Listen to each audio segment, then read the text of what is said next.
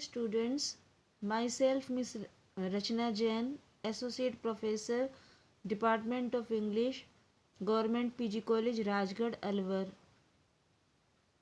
Today, in this video lecture, I am going to explain you the poem Shall I Compare Thee. This poem is in the syllabus of BA Part 1st English Literature, Paper 1st, Unit A.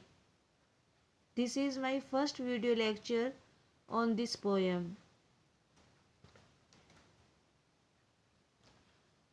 The main topics of today's video lecture are Introduction to the poet William Shakespeare, Introduction to the poem Shall I Compare Thee, and the summary of the poem. Introduction to the poet William Shakespeare. Shakespeare is the greatest poet, dramatist of the world. He was born at Stratford-on-Avon in the year 1564. He had no great formal education. He was the eldest son of John Shakespeare and Mary Arden. His father was one of the most prosperous men of Stratford-on-Avon. Shakespeare married Anne Hathaway in December 1582. He had 3 children, Susanna and twins, Hamnet and Judith. Little is known of Shakespeare's early life. There is a tradition or belief that he fled from Stratford-on-Avon because he was in trouble for deer stealing. From 1592 onwards, records of his life and activities are much fuller. In the autumn of 1592, Robert Greene, the best known of the professional writers, as he was dying, wrote a letter to 3 fellow writers in which he warned them against an upstart crow who supposes he is as much able to bombast out a blank verse as the best of you, means Shakespeare. This is the first reference to Shakespeare. It suggests that Shakespeare had become suddenly famous as a playwright.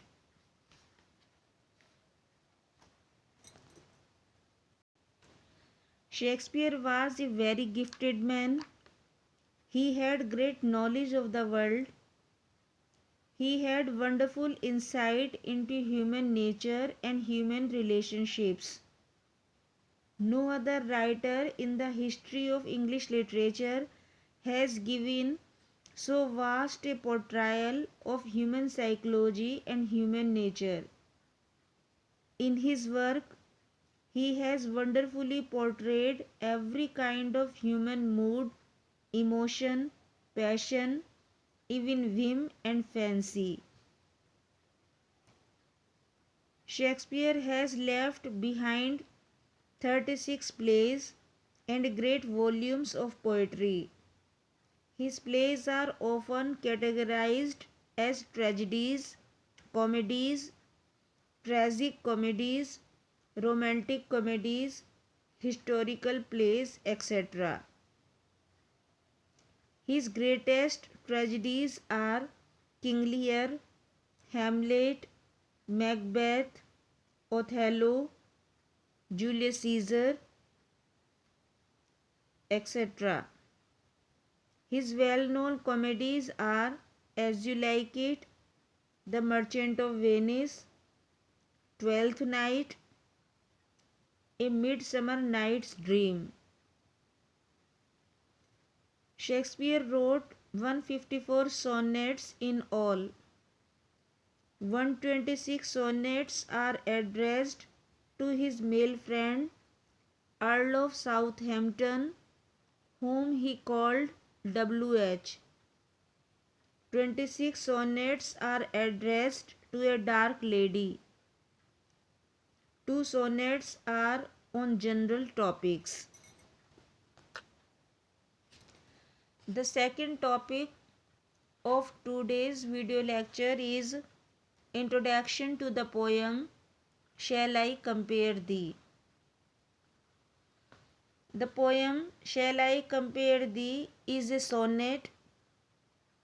The poem is addressed by Shakespeare to his friend and patron Earl of Southampton, whom he called W.H.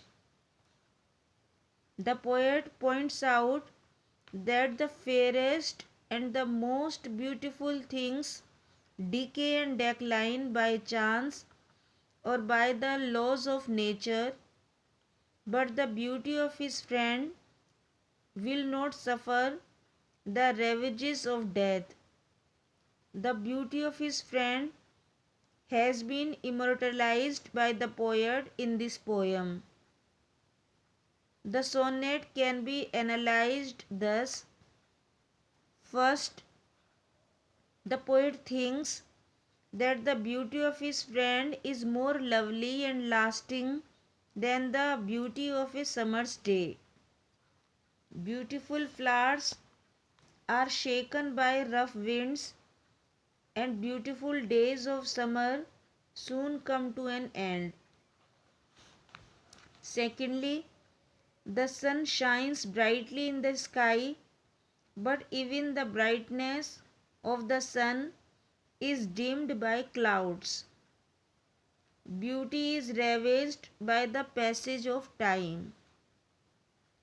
Thirdly, the beauty of the poet's friend will not be ravaged by the power of death. It will not fade away like other objects of beauty of nature. Fourth, the beauty of poet's friend has been immortalized by the poet in this poem. So long as his poem will last and live, the beauty of his friend shall continue to hold its own. Time will not be able to play havoc with the beauty of his friend. The third topic of this lecture is the summary of the poem Shall I Compare Thee? The poet does not feel inclined to compare his friend's spiritual and intellectual beauty to the most beautiful day of summer season. He knows that the beauty of summer day is short-lived. It soon fades away. The beauty of poet's friend is more lovely and captivating than the beauty of the summer's day and the beauty of the flower of May shaken by the rough winds. It is even brighter than the brightness of the sun. The brightness of the sun is often covered by the clouds, but the beauty of poet's friend cannot be eclipsed. The spiritual and intellectual beauty of the poet's friend is more lovely. The beauty of most beautiful objects of nature and human life are subject to decay and decline, but the beauty of his friend is eternal. It cannot be obscured, dimmed, or ravaged by time or death. The beauty of his friend has permanently been enshrined and immortalized in the poem of the poet. So long as the song or the sonnet of the poet will last, the beauty of his friend will last.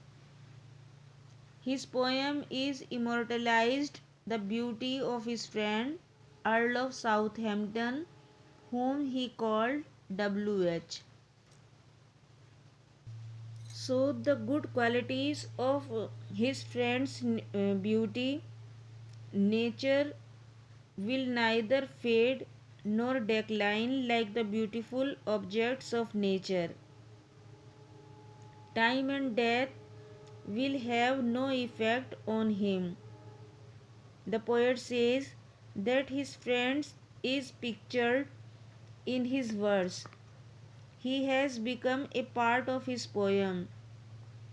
So long as men live on earth, the beauty of his friend will be read by them through the poem. Thus, the spiritual and intellectual beauty of his friend will become the part of eternal things. So, in this lecture, I have given you a short introduction of the poet William Shakespeare, his famous works, introduction to the poem Shall I Compare Thee, and the summary of the poem.